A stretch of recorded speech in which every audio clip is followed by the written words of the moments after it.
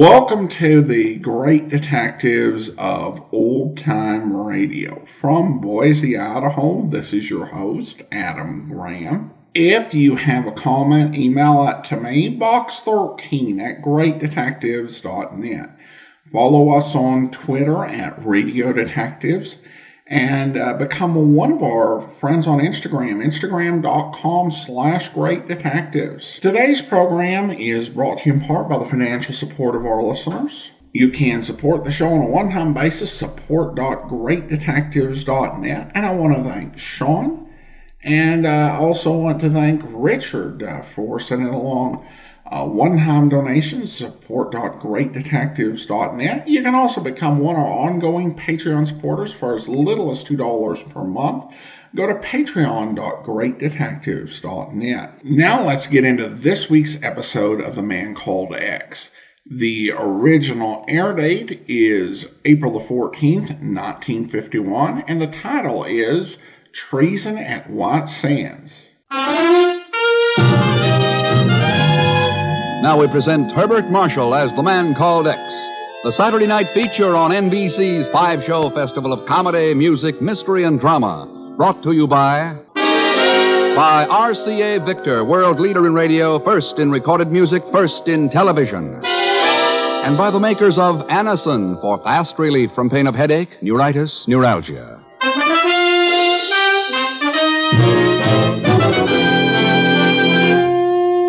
Herbert Marshall as The Man Called X. Wherever there is mystery, intrigue, romance, in all the strange and dangerous places of the world, there you will find The Man Called X.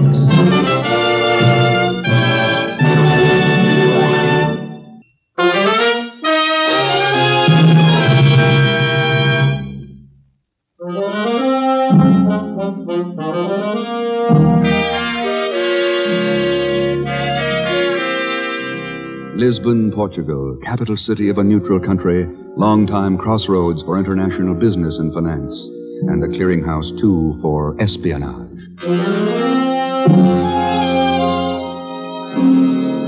It's midnight, and two men make their way along a dark, narrow street near the harbor.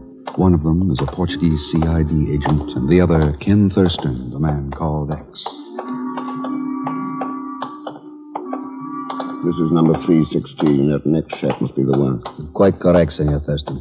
I was here this afternoon. Is there a rear entrance to the place? No. Only this one door. Shall we knock or force our way? I will knock. If Bilsko is inside, he can't get away.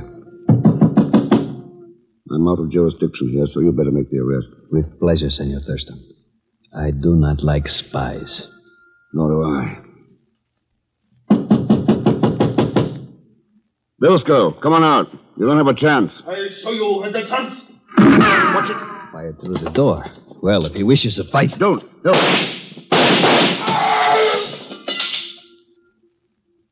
Bilsko!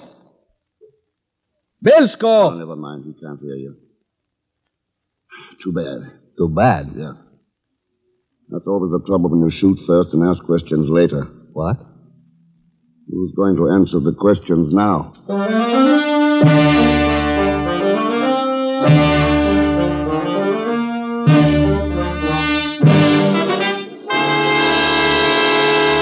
Ken, this stuff is dynamite. Yes, almost literally, Chief. But that new White Sands project is top secret. Not to the person who wrote those reports. Why, they're practically day-to-day progress charts. Here, look at this one. Details of the radar scope that's being used on the new XV-7 guided missile. How the devil did Bilsko get a hold of them? They were sent to him regularly by somebody in Alamogordo, New Mexico. Here are a couple of Mineta envelopes I found in his room. Typewritten. No name or return address. Postmarked Alamogordo. It's too bad Bilsko was killed. He might have gotten him to talk. How long are the Lisbon police going to keep his death quiet, Ken? 4 days, that's the best they do. Not much time. And there's not much to go on. Well, I can look for the typewriter that found this out, and something else, Chief. I don't think Bilsko's agent is actually connected with the White Sands project. What do you mean? I mean, these reports are worded as though they're second-hand information. I think the spy is somebody who has a good chance to talk with workers from the project. Well, Could be. Then there's one other possible angle, Chief. That's the one I'm going to hit first. What one is that? The postmaster in Alamo Gordo, New Mexico.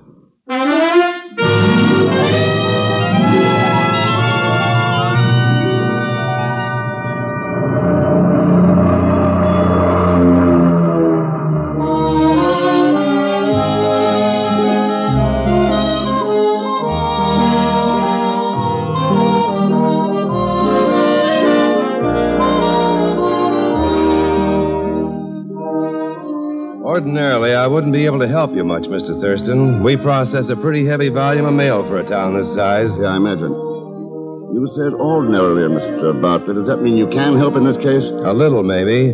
These packages for Lisbon have been coming through here for a couple of months now. Several of the boys have commented about it, wondering who was sending them. No, they're not alone. That's what I'm wondering. What do you think? I'm afraid I can't tell you. But I do know where they're being dropped. We pick them up from a mailbox at the Desert Butte Hotel. Desert Butte Hotel? Yeah, it's one of the bigger hotels in town. A lot of engineers and officials from White Sands Project live there. I see. Well, I guess that's all for now, Mr. Bartlett. I wonder if you'd call me if any more of the stuff comes in. Glad to, Mr. Thurston. We'll cooperate in every way possible. Where can I locate you? I'll be at the Desert Butte Hotel. Bye, Mr. Bartlett. I beg your pardon. Oh, no! Hello, Mr. Thurston. Pagan. Small world, isn't it, Mr. Thurston? Too small. Wonder how they're coming along on that rocket to the moon. Well, the way I heard it, they think that they will... Never mind, skip it. What's the idea of the violin case? This? Oh, it's to carry my violin in. No. No, honest, this is the truth. I sing and play it simultaneous. Strictly Strauss, you understand. La-dee-day-day, stuff like that. Well, Strauss has survived a lot of other things. By the way, do you happen to know a man named Bilsko? Bilsko? Oh, you mean that big shot spy? Oh, well, I've heard of him, of course, from mutual friends, acquaintances. That is, I mean from people I don't even know. I see. Pagan, is it just coincidence that you happen to be here in Alamo Gordo? Coincidence? Nothing, Mr. X. That lousy little booking agent in New York said he'd get me jobs in big spots. So where does he put me? I'm afraid to ask. It might even be the Desert Butte Hotel. Yes.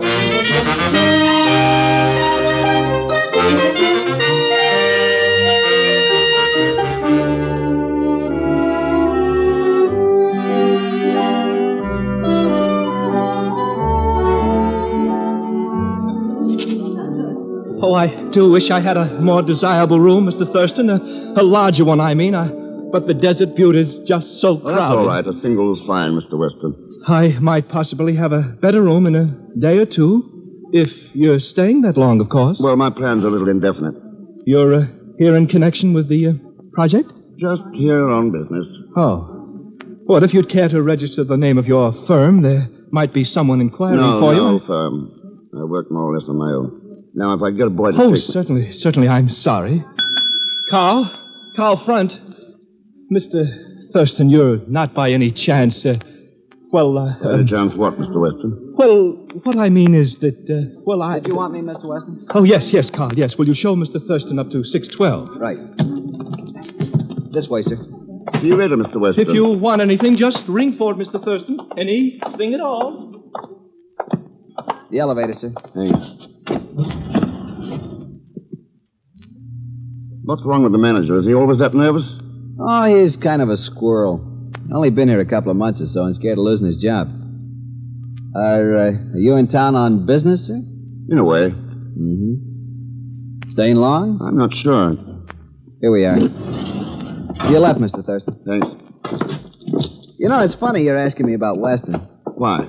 Well, he's been jumpy as a cat for a week now. Acts like he's expecting somebody he doesn't want to see. That wouldn't be you, would it, Mr. Thurston?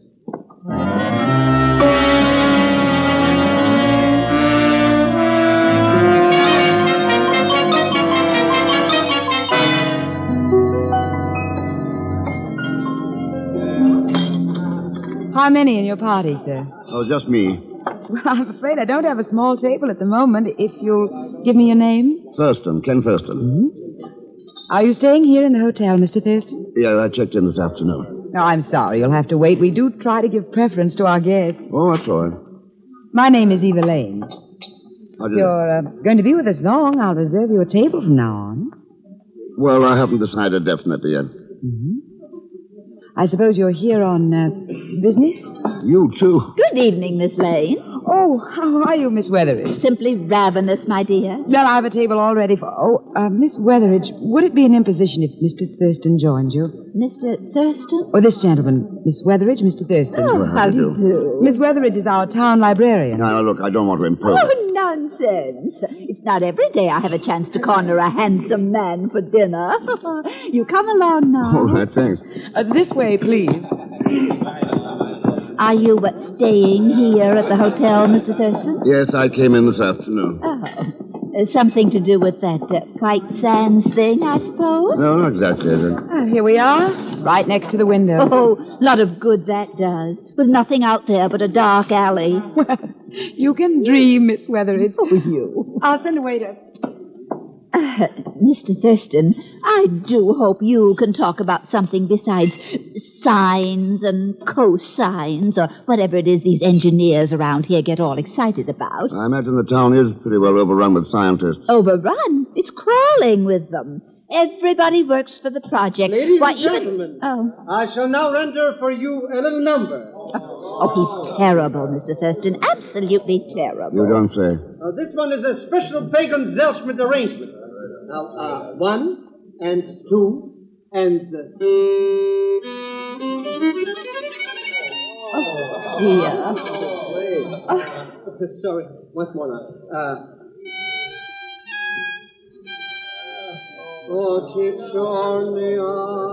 Miss Weatheridge, I see what you mean. I simply cannot understand why they don't get rid of him and get some... Oh! Here, back away from that window. What happened, Mr. That was Thurston? a shot. Came from the alley. Well, whoever did it got away all right. Mr. Thurston, what happened? What was that? Somebody fired a shot through the window, Miss Lane. A shot? But why would they do anything like that? I don't know. Maybe they didn't like that singer. What's his name? Zelschmidt. Telephone for Mr. Thurston. Well, you can take it there at the reservation desk, Mr. Thurston. Oh, thanks. Excuse me. Of course. Thurston speaking. Mr. Thurston, this is Bartley at the post office. Oh, yes? I have a new shipment here, addressed to Lisbon. I think you might be interested. Interested enough to be over there right away. Goodbye.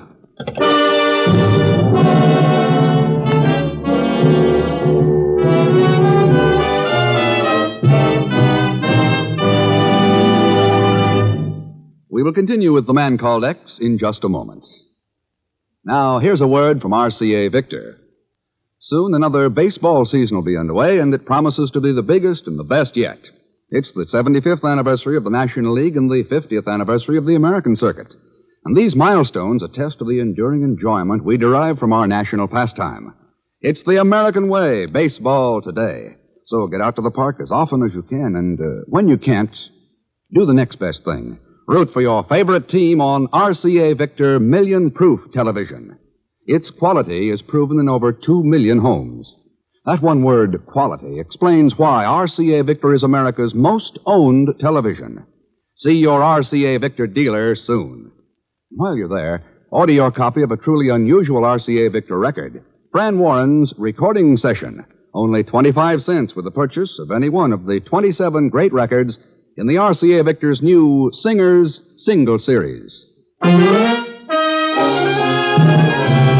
And now to continue with The Man Called X, starring Herbert Marshall with Leon Velasco as Pagan Zelschmidt.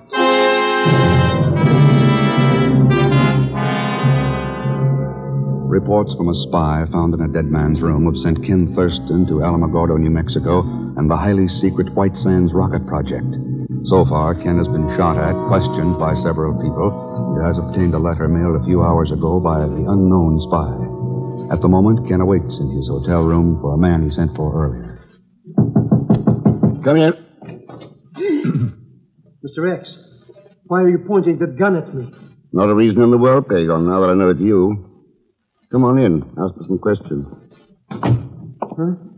What for? Well, everybody else in the place does. Not me. I should run every time I see you. All I get around you is a lot of trouble. And a buck or two now and then. Now, like tonight, for instance. All set for my big number, and what happens? You have to go and get shot at. Not necessarily. That shot could have been meant for you. Happens every single time I... Me? You just couldn't resist talking, could you, Pagan? Talking about what? I just picked up a letter over at the post office, mailed from this hotel. I broke a few regulations and opened it. Here, take a look. Why, it's not even signed or anything, just typewritten. Read it. Well, it says, the man called X is here. We'll try to eliminate him and his stupid assistant before sending any more reports. Well, looks like you're in a lot of trouble, Mr. Thurston. Yes. Who could they mean by stupid assistant?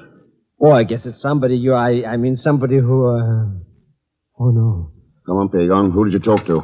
Mr. X, I swear by the father of my father, Mr. Thurston. Hey, somebody's outside the door. Yeah, stay where you are. The door's unlocked, Mr. Weston. You didn't need that key. Well, I didn't know you were in, Mr. Thurston. Obviously. I mean, I simply wanted to check your room and be sure everything was all right, I mean. It is.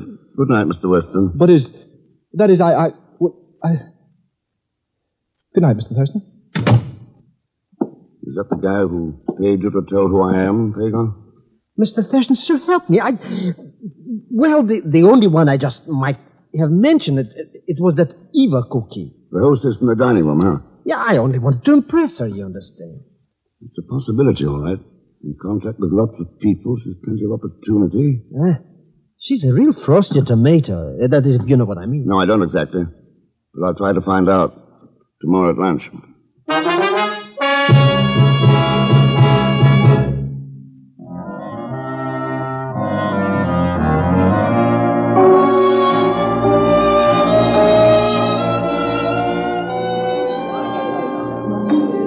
I really don't know what Mr. Weston may say about this, you know. Well, what can he say? You're not on duty till 6, are you, Eva? No, but I mean about my having lunch with a guest in the hotel. I don't know how he feels about that sort of thing. Well, since we don't know any differently, let's assume he's all for it. I guess that's one way of solving a problem, Mr. Thurston, by just assuming an answer. Sure. I do a lot of assuming. Oh? That sounds interesting. What do you assume about me? Oh, that you're charming, you're lovely. Well, now. Well, of course, that's not assumption, really. It's self-evident. Better all the time. You know... Yes? I don't think you've been a hostess very long. Amazing. You're right. Only a couple of months, as a matter of fact. What did you do before you came here to the Desert Butte? Office job for the government at Oak Ridge, Tennessee. Seem to have a special fondness for big research projects. Well, there's a kind of excitement, like the old boom towns, and I just...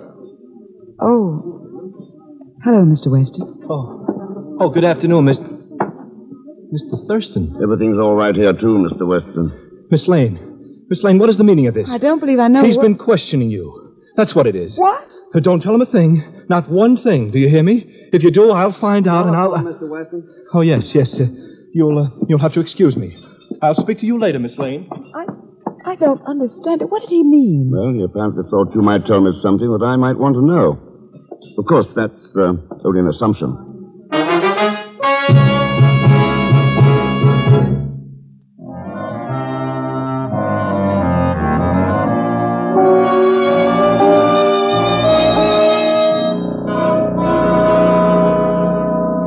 This ought to be worth $1,000, Mr. Thurston.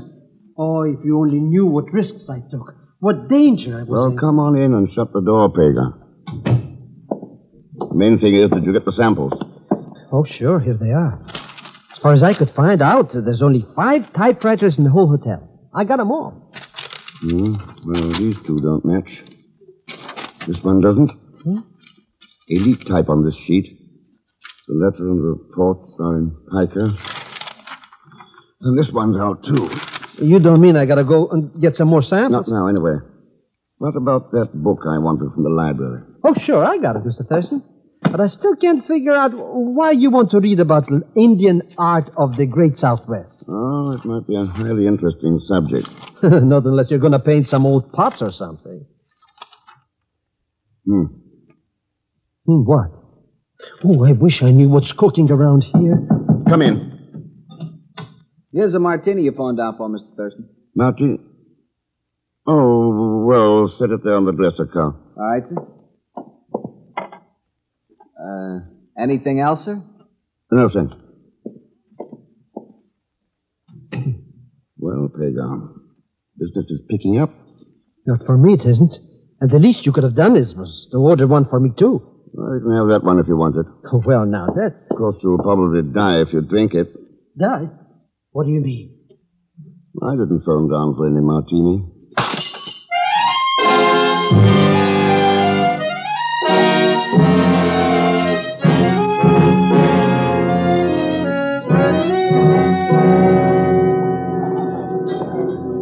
Good evening, Mr. Thurston. How are you, Eva? I saved a table for you, didn't I? Good. Oh, there you are, Mr. Thurston. No. You're late this evening. Yeah, I guess I am at that. How are you, Miss Weatheridge? Just stuffed. I gorged myself on 3 French pastries while waiting for you. Stay and have coffee with me, won't you? Oh, I'd love it. But I've got a foot-high stack of work waiting over at the library. Perhaps tomorrow night. Fine. Good night, Miss Weatheridge. Good night. This way, Mr. Thurston. Thanks. Did you convince Mr. Weston that you hadn't told me anything? No. It's funny, he hasn't even mentioned it. Here we are. I'll have the table cleared right away. Good evening, Mr. Thurston. Oh, hello, Pagan. Oh, just in time for my act. Only this time, please don't foul it up, eh? You mean it was my fault I got shot at? Well, you antagonize people, Mr. X, and I worked 2 days on this number. All right, Pagan. I'll try to be humble in the presence of art. What do you mean, art? It's a fuss buck, that's all. Good evening, Mr. Thurston. Oh, hello, Carl. Ladies and gentlemen, I shall now render you my special rendition. Have you heard him before? No, he was interrupted last night. You're lucky. There ought to be a law. Quiet. Quiet, please. See you later, Mr. Thurston.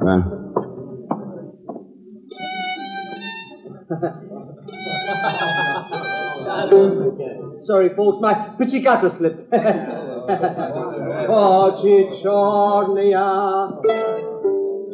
Oh, I'm sorry, Mr. Thurston. I almost forgot there's a package for you. Oh, thanks.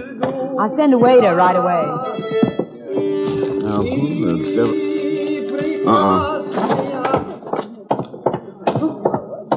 Mr. Thurston, there you go again. Hey, what are you trying to other...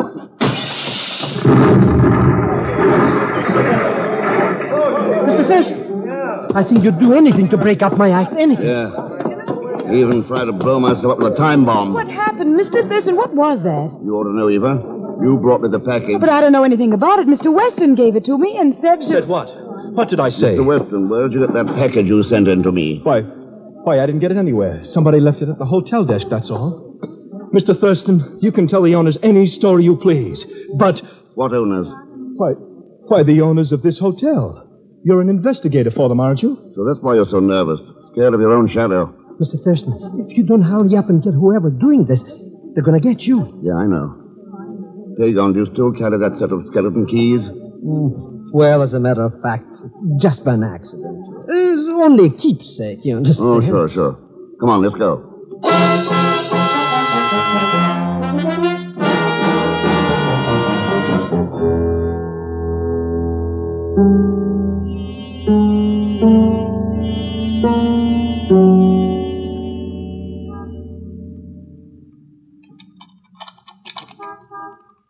I think this one will do it, Mr. X. That's the last key on the ring. Just a second. I told you so. Quiet, let's go in.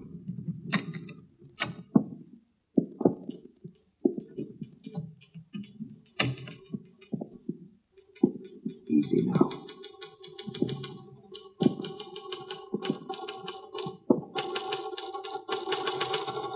Good evening, Miss Weatheridge.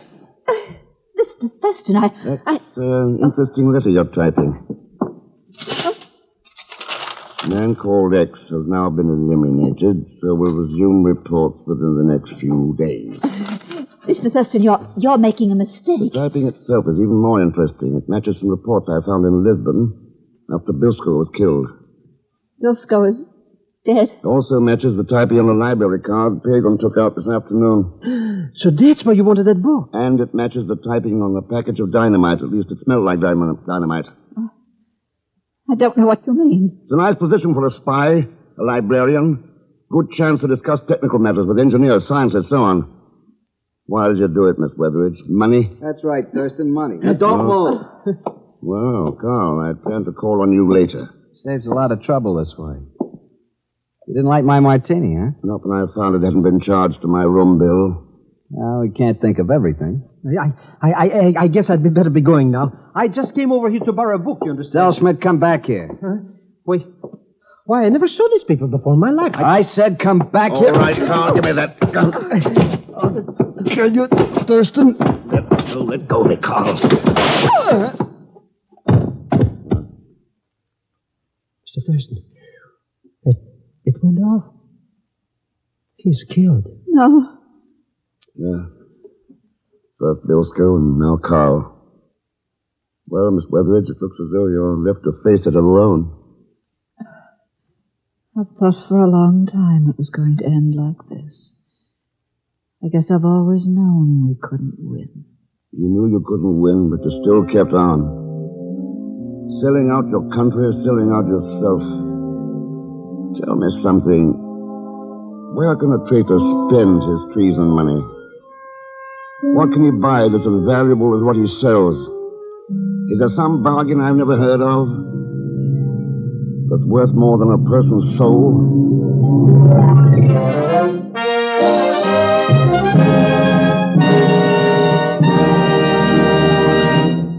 Our star Herbert Marshall will return in just a moment. When we ask you to try Anacin for the relief of pain due to a headache, neuritis, or neuralgia, we're not asking you to try a new or unproved method. For there are many people listening in now who have been introduced to Anacin tablets by their own dentist or physician. You who have received Anacin this way know the effective, incredibly fast relief these tablets bring. Anacin is like a doctor's prescription. That is, Anacin contains not just one, but a combination of medically proven active ingredients in easy-to-take tablet form. People by the thousands are using modern Anacin today instead of other ways. Doesn't their experience seem worth following? Try Anacin the next time you suffer pains from headache, neuritis, or neuralgia. You will be delighted with the results. Ask your druggist for Anacin today. Anacin is spelled A-N-A-C-I-N.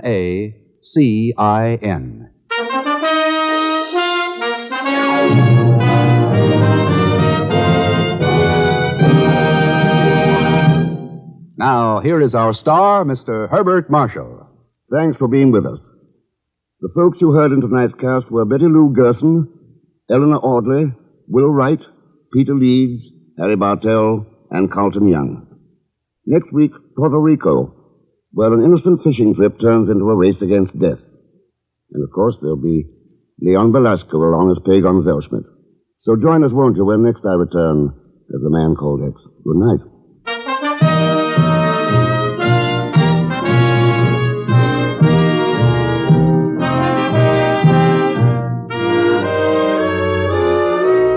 The Man Called X is a Saturday night feature on NBC's five-show festival of comedy, music, mystery, and drama. Brought to you by RCA Victor, world leader in radio, first in recorded music, first in television. And by the makers of Anacin for fast relief from pain of headache, neuritis, neuralgia. The Man Called X, starring Herbert Marshall, is a J. Richard Kennedy production with music composed and conducted by Felix Mills. Tonight's story was written by Les Crutchfield. All characters and incidents on this program are fictitious, and any resemblance to actual characters or incidents is purely coincidental.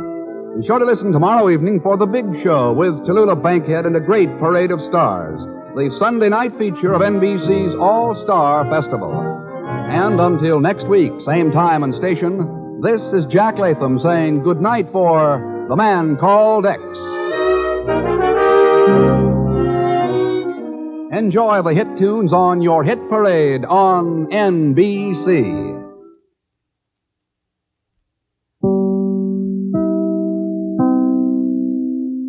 Welcome back. Well, there are a few things interesting about this episode. The one thing that was maybe the oddest is, Betty Lou Gerson has a lot of flexibility, with her voice and was able to do a lot of voices. And the way she played the librarian, the voice really, I was kind of like listening to it. I said, is that Vera Vague? Vera Vague was a character created by Barbara Jo Allen on the Bob Hope show, and she was this very much a man-chasing character who, the joke was she would go to any lengths to get a man. So it was somewhat unusual to hear this voice that, you always associate with comedy, in a drama, as well as having it change a bit at the end. Now, I thought that some of the names in this might have been made up, like Alamogordo might have been a substitute for Los Alamos. However, I was able to verify the White Sands information and that it is near Alamogordo. So some good accuracy on that. They don't usually change names, but sometimes they do, so you have to be careful. All right, well, listener comments and feedback now. First of all, we have a comment from Podbean regarding the episode The Blue Unicorn. And the listener on Podbean writes, rather than witness indicators on the shoes, wouldn't they have heard him when they were eating when they first got in if he was tied up in the pantry? That is a fair point, where you've got, somebody who's supposed to have been locked up. They probably would make noise or would want to get out or would try to make their presence known in some way. I do think that might be, a little bit obscure. The shoes would be a little bit clearer. I don't think, though, that the clue that they suggested is unfair, but there are also ways around it. They might say, they had me tied up, and when you first got here, I couldn't move, or, be able to reasonably improv some excuse. And I would probably have called them on it after the show, like, the fact that they couldn't hear them at the dinner doesn't really prove anything. And I could offer all the excuses. So it's a tricky thing sometimes, plotting these sort of mysteries. Steve writes, am I the only one who is finding Pagon tiring? He seems shoehorned into some episodes, really adding nothing. Love the podcast despite that one issue. Well, thanks so much, Steve. Well, everyone has different opinions. This is kind of the counterpoint, I guess, to the comment that we read last week. Oftentimes, creators do make room for characters and things that fans seem to enjoy, even if there's no point to it, because their job is to, make the consumers of their entertainment happy. I will say that if you do find Pagon and his inclusion in these episodes to not be for you, you may enjoy Dangerous Assignment, which we're going to be playing in less than a year. I haven't done a total calculation of how many weeks we've got back, because in terms of format, there are a few differences, but one is that there is no Pagon. But many of the adventures are quite similar. I received also a very nice email from Michael, and this was in regards to my, correct the record conversation I had on Casey Crime Photographer a week back about people saying we just kind of slapped out audio files without editing them. Michael writes, in part, the quiet majority of your listeners really do appreciate what you and Andrew do for us. The fact that you can present these recordings at all to us is simply amazing. I was raised to believe that actions speak louder than words. Because of this, I've been a Patreon supporter of your podcast for 6 years. As I get older, I've come to realize that words have their place as well, especially about letting people know that you appreciate them and what they do. You are sharing your love of genre and your knowledge with us. It's a gift you are giving all of us. Thank you for all your work. I appreciate it. Please don't let the detractors get you down. If they don't like the sound quality or your accent or your insights, then they don't have to listen. Please keep up the good work. Well, thank you so much, Michael. And I think I've definitely moved beyond where I was when the podcast, started, where, I get a negative review and it makes me, made me just like question everything. Now it doesn't really have that effect. Sometimes, it's, I think, just like with everybody else, it often depends on when a particular review comes through. Because if I'm having a good day and I get a negative review or a negative comment or I get a hate message, it'll just be like, whatever. But then you have bad days. It's just kind of like just one more thing. So it never really gets me down, but it might push me down like a couple, 3 more inches. Conversely, though, the positive comments when they come in mean a whole lot, and some that get there on certain days mean even more. And the fact that, for the most part, we got a lot more positive comments or engaged comments that are really fun, and it's a big lift. And most of the time, that's the case. I would say overwhelmingly that's the case in terms of comments. And certainly Michael's email did find me on a day where I didn't feel bad, but I did feel kind of worn out. So it was a lift to receive that. And I think on the particular case that sparked that comment, I really had been